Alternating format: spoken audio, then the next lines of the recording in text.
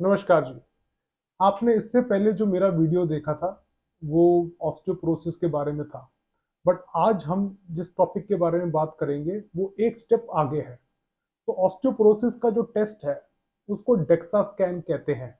इसको dual emission x ray अब्जॉर्प्शोमेट्री भी कहा जाता है। डेक्सा स्कैन से ऑस्टियोपोरोसिस की सही टाइम पे जांच करके आप उसकी डायग्नोसिस बना सकते हैं।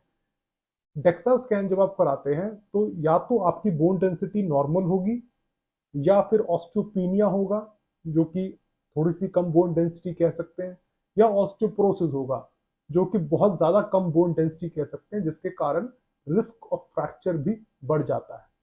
आज मैं आपको बताऊंगा कैसे एक डेक्सा स्कैन को आप पढ़ सकते हैं और समझ सकते हैं कि आपकी बोन डेंसिटी किस लेवल पे है।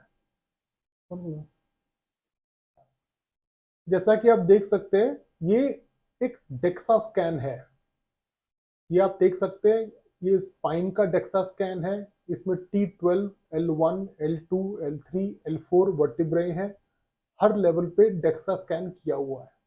जब भी डेक्सा स्कैन की आप रिपोर्ट देखेंगे तो उसमें आपको तीन रंग नजर आएंगे। ये रंग जो है ग्रीन, येलो और रेड कहते हैं।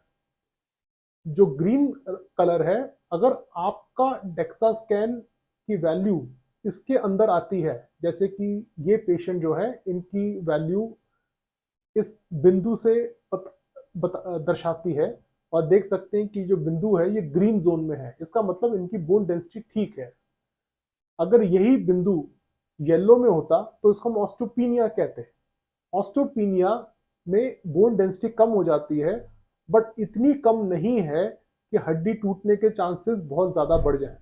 बट इस स्टेज पे आपको एक्शन लेना ही पड़ेगा, नहीं तो ये धीरे धीरे करके रेड जोन में आ जाएगी। एक बार ये बिंदु रेड जोन में आ जाए, उसके बाद में फ्रैक्चर होने का रिस्क डेफिनेटली बहुत ज्यादा बढ़ जाता है। तो छोटे मोटे गिर गए, छोटे मोटे कोई चीज आप पे गिर गई, या फिर आपने ट्रैवल कर रहे हैं जर्क लग गया, तो स्पाइन की हड्डी टूट जाना, रिस्ट फ्रैक्चर्स होना, हिप फ्रैक्चर्स होना, उसके रिस्क बहुत बढ़ जाते हैं। ऑस्टियोपीनिया वाली स्टेज में ज्यादातर पेशेंट्स को पेन होता है, bodily pain, specially back pain बहुत कॉमन होता है। उसमें इसका ट्रीटमेंट अच्छे से करा जाए और इस बिंदु को दवाइयों से और एक्सरसाइजेस से वापस अगर ग्रीन में लेकर आया जाए तो बहुत चीजों से बहुत ज्यादा दर्द से राहत मिल जाती है। बोन मैरो डेंसिटी को मेजर करने के लिए जो सबसे इंपॉर्टेंट स्कोर है उसको टी स्कोर कहते हैं।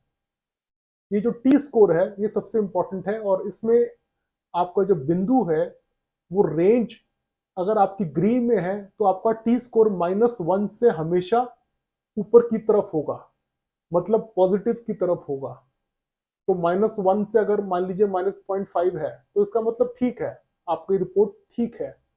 यही अगर -1 से नेगेटिव की तरफ बढ़ जाए, -1.5 या -2, उस केस में आप ऑस्टियोपेनिक हो जाते हैं।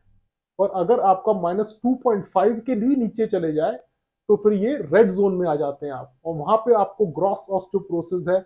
ऐसी कंडीशन में आपको ट्रीटमेंट लेना ही पड़ेगा, नहीं तो आपकी एक आम जिंदगी या quality of life definitely disturb होगी।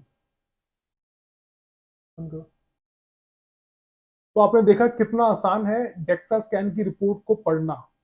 आपका लक्ष्य ये होना चाहिए कि आपका जो बिंदु है वो येलो या रेड जोन में ना होकर ग्रीन जोन में ही रहे। और ये खासकर आपको ध्यान रखना पड़ेगा अगर आप महिला हैं जिनके उम्र 45 साल से ऊपर है, या आपका मेनोपॉज हो चुका है, उसके बाद में आपकी टेंडेंसी ग्रीन जोन से येलो, येलो से रेड में आने की बढ़ जाती है। तो हर 2-3 साल में डेक्सा स्कैन कराते रहें, अपना चेकअप कराते रहें।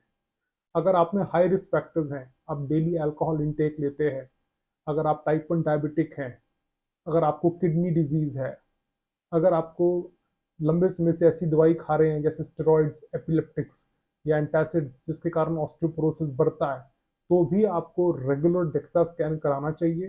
जिससे आप खुद समझ सकते हैं और अपना लक्ष्य निर्धारित कर सकते हैं कि कैसे रेड से बचा जाए और धीरे धीरे ग्रीन जोन की तरफ चला जाए।